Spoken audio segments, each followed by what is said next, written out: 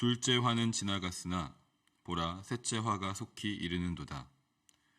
일곱째 천사가 나팔을 불매 하늘에 큰 음성들이 나서 이르되 세상 나라가 우리 주와 그의 그리스도의 나라가 되어 그가 세세토록 왕노릇 하시리로다 하니, 하나님 앞에서 자기 보좌에 앉아있던 24장로가 엎드려 얼굴을 땅에 대고 하나님께 경배하여 이르되 감사하옵나니 옛적에도 계셨고 지금도 계신 주 하나님 곧 전능하신 이여, 친히 큰 권능을 잡으시고 왕노릇 하시도다. 이방들이 분노하매 주의 진노가 내려 죽은 자를 심판하시며 종 선지자들과 성도들과 또 작은 자든지 큰 자든지 주의 이름을 경외하는 자들에게 상 주시며 또 땅을 망하게 하는 자들을 멸망시키실 때로소이다 하더라. 이에 하늘에 있는 하나님의 성전이 열리니 성전 안에 하나님의 언약궤가 보이며 또 번개와 음성들과 우레와 지진과 큰 우박이 있더라. 아멘. 둘째 화가 끝이 났습니다. 큰 지진으로 성이 무너지고 많은 사람들이 죽었습니다. 이것이 화가 임했을 때의 결과입니다. 화는 재앙과 환란, 심판, 멸망, 죽음, 애통과 같은 단어들과 잘 어울리는 단어입니다. 그런데 오늘 본문에 말씀하는 셋째 화의 시작은 방금 언급한 단어들과는 거리가 조금 멀게 느껴집니다. 셋째 화는 일곱째 천사가 부는 나팔 소리와 함께 하늘에서 들린 큰 음성으로 시작합니다. 세상 나라가 우리 주와 그의 그리스도의 나라가 되어 그가 세세토록 왕노릇 하시리로다. 하나님 나라와 주 예수 그리스도의 통치에 대한 선포로, 다시 말하면 바로 복음으로 셋째 화가 시작되고 있습니다. 이 복음의 선포가 있은 후에 보좌에 앉아있던 24장로들이 그 복음에 반응해서 얼굴을 땅에 대고 하나님께 경배합니다. 그러면서 전능하신 여호와 하나님께서 왕으로 다스리신다는 복음의 내용으로 하나님께 감사의 찬양을 드립니다. 이처럼 셋째 화의 시작은 하나님 나라의 통치에 대한 선포와 그 통치를 인정하는 자들의 예배입니다.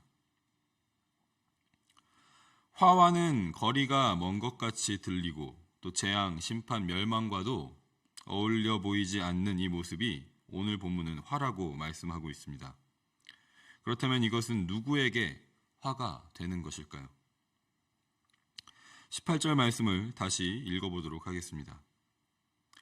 이방들이 분노하매 주의 진노가 내려 죽은 자를 심판하시며 종 선지자들과 성도들과 또 작은 자든지 큰 자든지 주의 이름을 경외하는 자들에게 상 주시며 또 땅을 망하게 하는 자들을 멸망시키실 때로소이다 하더라.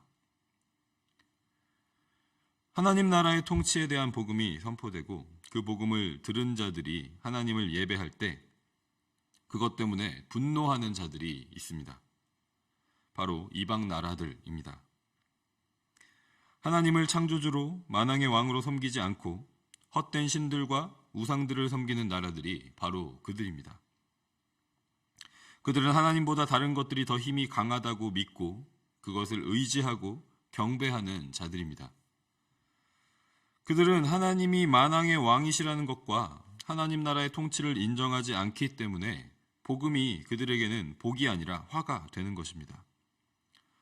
복음을 듣고 받아들이는 것이 아니라 오히려 분노하고 화를 내기까지 복음을 거부하고 자신들이 원래 믿고 섬기는 왕을, 우상을 계속 섬기는 것입니다. 그래서 복음은 그들에게 결국 화가 되는 것입니다. 창세전부터 홀로 유일한 왕이셨던 분께서 왕의 자리를 되찾으시는 것은 당연한 일일 것입니다. 그런데 그것을 분노하면서 끝까지 거부한다면 주님의 진노와 멸망을 피할 길이 없는 것이죠. 왕의 자리에서 내려오기를 끝까지 거부한다면 이제 왕께서 그 자리를 직접 되찾으실 때가 반드시 온다는 것입니다. 그리고 그때 살아있는 자들뿐만 아니라 죽은 자들도 심판하신다고 하나님께서 말씀하십니다. 하나님을 믿는 사람들이나 믿지 않는 사람들이나 공통적으로 하나님을 의심하게 만드는 상황들이 있습니다. 바로 악하고 나쁜 사람들이 잘 먹고 잘 살고 형통한 모습을 볼 때입니다. 다른 사람들을 괴롭히고 힘들게 하고 아프게 하고 그들을 밟고 올라서서 자신의 유익만을 취하고 죽을 때까지 반성 하나 없이 오랫동안 잘 사는 모습들을 볼 때가 있습니다. 왠지 그런 사람들은 무병장수로 건강하게 오래 사는 것 같이 보이기도 하고, 반대로 선하고 좋은 사람들은 늘 손해보고 희생하고 고생하다가 단명하는 것 같이 보일 때가 있습니다. 우리가 현실에서 이런 상황들을 마주할 때면 주님을 믿는 크리스천이면서도 하나님께서는 뭐 하고 계신가 하는 생각을 할 때가 있는 것 같습니다. 그렇게 하나님의 왕되심과 하나님 나라의 가치를 무시하고 자신이 왕이 되어서 하고 싶은 대로 마음대로 살다가 인생을 마친 사람들을 하나님은 왜 그대로 두실까 의문을 가졌던 경험들이 우리 모두에게 한 번쯤은 있을 것입니다. 그런데 오늘 말씀을 통해서 주님은 그들을 결코 내버려 두신 것이 아님을 분명히 하십니다. 이 화가 임할 때는 살아있으면서 복음을 거부하는 자들뿐만 아니라 이미 죽은 자들에게도 이 화가 미친다는 것입니다. 주님의 진노가 내려서 죽은 자를 심판하실 것입니다. 그리고 지금 살아서 땅을 망하게 하는 자들, 복음을 거부하고 받아들이지 않으면서 이 땅이 하나님과 멀어지도록 타락하고 부패하게 만드는 자들을 하나님께서 망하게 하실 것입니다. 주님의 진노와 심판은 이미 죽은 자 그리고 아직 살아있는 자 모두에게 임한다는 것이죠. 영원하신 하나님 앞에서 이 땅의 삶이 심판 없이 끝났다고 하더라도 심판을 피한 것은 아니라는 것입니다. 역사 속에서 하나님을 왕으로 인정하지 않고 하나님 나라의 통치를 받아들이지 않고 복음을 거부하고 여전히 이 땅의 헛된 신들과 우상들과 부와 명예와 여러 가지 세상의 가치들을 따르고 섬겼던 모든 사람들은 이미 죽었든지 아직 살아있든지 하나님의 심판을 피할 수 없습니다. 그런데 오늘 본문의 셋째 화는 누군가에게는 심판과 멸망이 아니라 복과 상급이 됩니다. 주의 종 선지자들과 성도들, 그리고 작은 자든지 큰 자든지 주의 이름을 경외하는 자들, 이들에게 하나님의 왕되심과 하나님 나라의 통치는 화가 아니라 복입니다. 하나님을 왕으로 섬기지 않고 거부하는 이 땅에서 돈과 성공을 쫓는 것이 인생의 가장 큰 가치로 여겨지는 이 세상에서 하나님의 말씀을 믿고 선포하면서 거룩한 하나님의 백성으로 구별된 삶을 살고 가난함과 비천함의 처지를 개의치 않으면서 주님을 경외하는 삶을 산다는 것은 큰 도전일 수 있습니다. 다수가 인정하지 않는 삶이고 편하고 안락한 길이 아닙니다. 소수에 속하는 삶이고 불편하고 고단한 길입니다. 그런데 이 셋째 화가 임할 때 그들에게는 완전한 복이 임하는 것입니다. 힘들고 어려운 가운데서도 끝까지 하나님을 왕으로 섬기고 경외하는 삶을 살았던 그들입니다. 복음을 말 그대로 살아냈던 그들입니다. 그들에게 셋째 화는 복이 되어서 이제는 더 이상 이 세상의 가치와 힘들게 싸우지 않아도 온 만물이 주님을 왕으로 섬기고 경배하는 완전한 하나님 나라의 통치가 이루어진다면 이보다 그들에게 복이 된 것은 없을 것입니다. 오늘 우리에게 이 본문의 세 번째 화에 대한 말씀은 화입니까? 아니면 복입니까? 본문을 묵상하면서 요즘 중고등부에서 함께 통독하고 있는 여호수아 말씀이 함께 묵상이 되었습니다. 이스라엘 백성들이 여리고성을 점령할 때 마지막 7째 날 성을 7번 돌면서 마지막 7번째 돌 때 제사장들이 나팔을 불었습니다. 그리고 온 이스라엘 백성들이 소리를 외치자 여리고성이 무너집니다. 이스라엘 백성들이 7일 동안 나팔을 불면서 여리고성을 돌 때 그 나팔 소리와 이스라엘 백성들의 행진과 외침은 여리고성 사람들에게 화였습니다.